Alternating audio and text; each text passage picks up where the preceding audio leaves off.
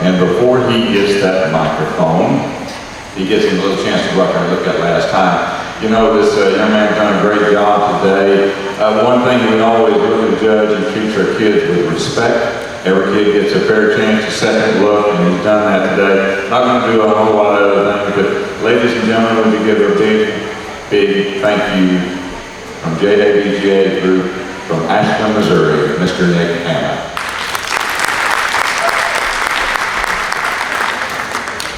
Well, thank you. It's been a lot of fun. I got to judge the open show in 2018, so it was fun to come back and do the market and commercial does and see the differences. And I appreciate the American Board Goat Association, its members, for supporting junior programs. You know, most of the goats I judged today, they don't have registration papers, but there's little doubt what breed made these goats. And I think the more we can support these, this is going to be a continuing segment of our industry, and the more the ABGA can get involved with it and support it. I commend that, and I commend the folks who were responsible for raising the money, put up the money. You know, it makes it a little more fun if you're winning something. We go to a lot of shows, and there's not a lot of prize money to be had, and guess what? You're still not going to break even, but at least there's a little something there in the pot that makes it a little more fun. So I commend those that put up that money and made this a little more fun for those kids that are going to go home with some money today.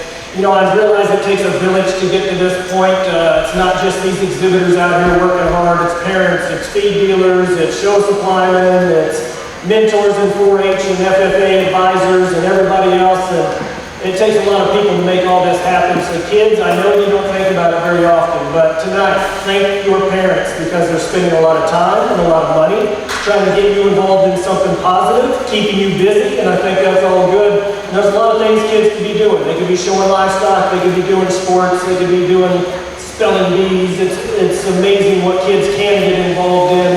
But I think livestock gives you a little something above and beyond the others, just because you learn to care about something above and beyond yourself. You learn to be generous with your time, you learn to be compassionate about animals.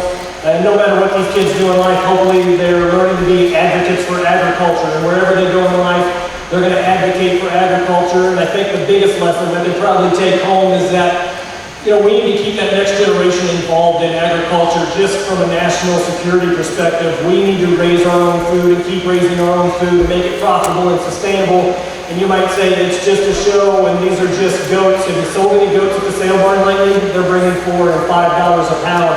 And that's without any help from a commodity group, from a breed association. So imagine if ABGA put a little more effort into also the commercial side of this goat industry. Somebody develop a meat program, somebody develop performance programs, somebody do something commercially to set up even a higher bar for the baseline of these show animals that we're producing. We're going around showing, I think there's great possibilities for the goat industry, just given our shifting cultures of our population here in the United States. And you see what these animals are worth. We sold some does at the sale bar not too long ago. They brought $500 a head. Like, there is a huge demand for folks who just want to be in the goat business. And you know, I would bet that more than half the people in here don't eat goat on a regular basis, but somebody is.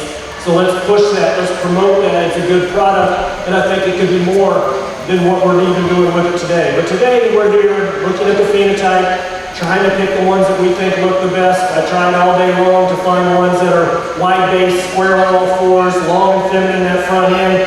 But in this commercial doe show, I try to put as much functional muscle and shape into them as I think we can allow. Does that are going to be breeders, but still make some really awesome wethers, some really good little show does that are going to be worth a lot of money, and I think we got those out here. We got some different types. We got some that are probably a little more weather type. We got some that are maybe a little more breeder type, but they still have a big wide loin edge in them, and they could produce something that's really cool. So with that being said, let's give these kids a hand. I'll go pick your top 6 today.